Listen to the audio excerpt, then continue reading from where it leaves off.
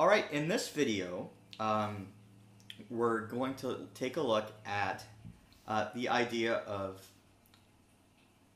starting to construct our bass line, or starting to think of a way that we can think of the harmony and think of the notes that we learned that make up the key, that make up our scale of B flat major. And what we're going to do is start to see about how certain notes play certain roles, and it's our job as a bass player to make that really, really clear. And so that's kind of our first thing that we're going to do today on this video, is make an introduction to some of those roles. And actually, after we look at this video, we can start playing along just to see how everything fits. So just to quickly recap from our last video, we learned about the idea that we're in a key of B flat major, that we have our home note that's B flat, and that right now we're thinking of our main B flat that we're going to sort of start from as the one here off the A string. And so now what we're going to do is we're going to look at the scale a little more closely to see how certain notes are going to be important for us to start making a bass line and play the harmony, the chord changes. So, as I mentioned in the last video, the most important note in the key of B flat major is the note B flat. We consider it to be home because it is generally where melodies start, where melodies end, and it, as a listener, we get a feeling of starting and finishing when we're involved with that note.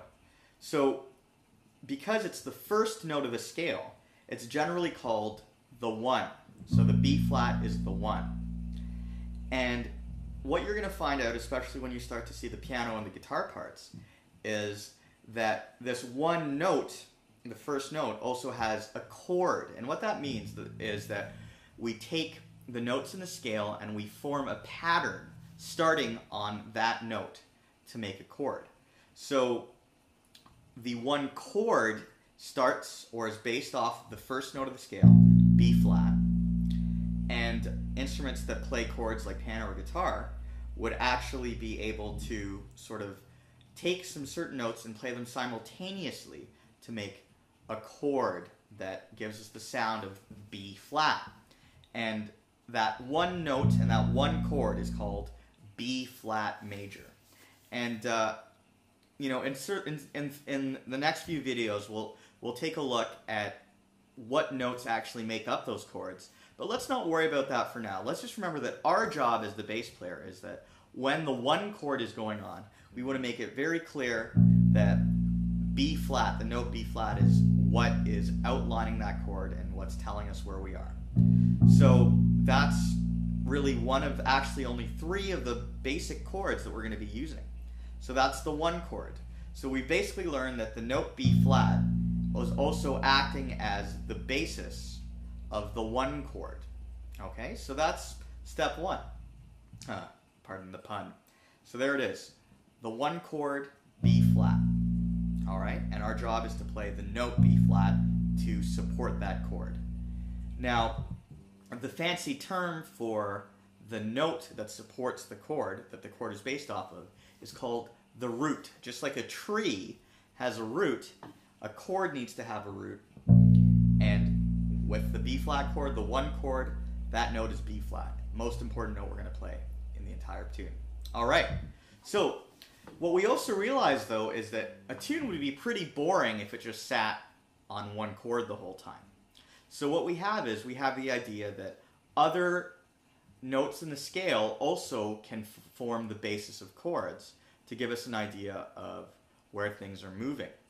So the next chord that we're going to learn is based on the 4th note of the scale, and that's E flat. And I'll sort of explain where that comes from. If our first note is B flat, remember in the last video we played up the scale first. So if we count up the scale, we say 1, 2 is C, because it's the second note, 3 is open D, 4 is E flat. So now we've discovered that the 4th note of the scale is E flat. So just like the B flat, the first note was the 1 chord, the E flat, as you probably guessed, is called the 4 chord. The chord based off the E flat is the 4.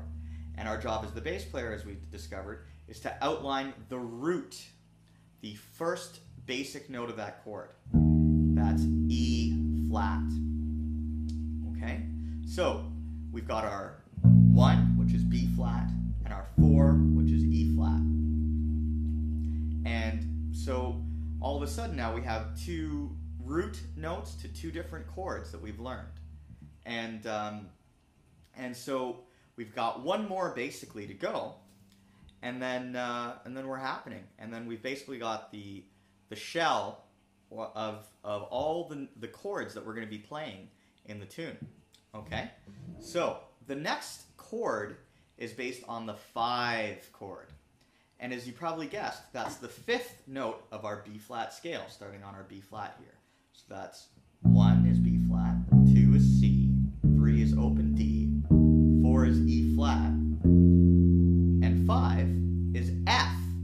So now we know that our 5 chord is based on the note F. And it could be this F up here, which is the 3rd fret of the D string, or, like we said, notes have octaves, and they kind of act in the same way. We also have our low F down here, which is the 1st fret of the E string. All right? So there we go. There's our 3rd root note that is the basis of our 5 chord. So the biggest thing that you need to take away from this video is the idea that we're in our key of B flat, and we have 3 important notes that support chords. And we'll get into the idea of what is in the chords later. Don't even worry about that. But the biggest things to remember is our 1 chord is B flat, either or. This B flat or the other B flat, or anyone's further up the neck. As we get more experience, that'll make sense. So there's our 1 chord, B flat. Our 4 chord is E flat. But for now, let's just stick to first position. E flat. There's only 1 E flat in first position. And then our 5 chord is F.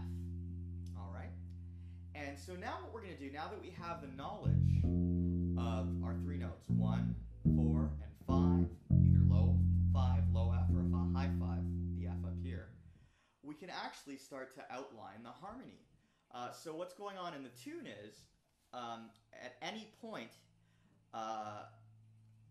any one of those chords will be happening at any time, and it's our job to outline them. So what I'm going to do now is I'm going to play each of those notes again, and on the screen you're going to see a chord symbol, and that's just a way to remember, in the future, how we represent that chord in terms of notation, in terms of visually saying, hey, this is what's going on. And in our case, chord means, for now, the root. So, if it's a B flat chord, our job is to deal with the B flat. If it's E flat, it's to deal with the E flat. So, once again, we'll see 1, our B flat, and on the screen there you see B flat. And I'll explain to you why you'll need that in a second.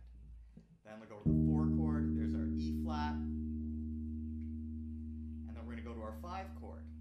There's our F, and you see the symbols up on the screen. So now, and you can always rewind or pause and just take a look at the symbol, look at where the finger is on the fret, and listen to the note. So now what we're going to do is we can start to look at how we can outline that ourselves. So the next video you're going to see is a video of me, and all I'm going to be doing is I'm actually going to be playing along with the tune, with the rhythm section. And what you're going to hear is me playing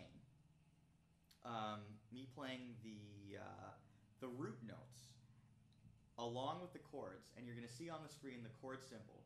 You're going to hear what the chord sounds like, because I'll be playing it on the bass, and you can sort of follow the pattern, the way the chords change from one to another. And then once you're comfortable, you could actually play along with what's going on in the video. And then there's another track where there's no bass part whatsoever, and you could see if you could follow along and keep track of the chord changes yourself. And that's really step 1. So again, the next video that you're going to get a link to is going to be a video of the actual bass line being played along with just the rhythm section. So that's the drums, the bass, the drums, the guitar, and the piano, just to see how everything fits. Okay, great.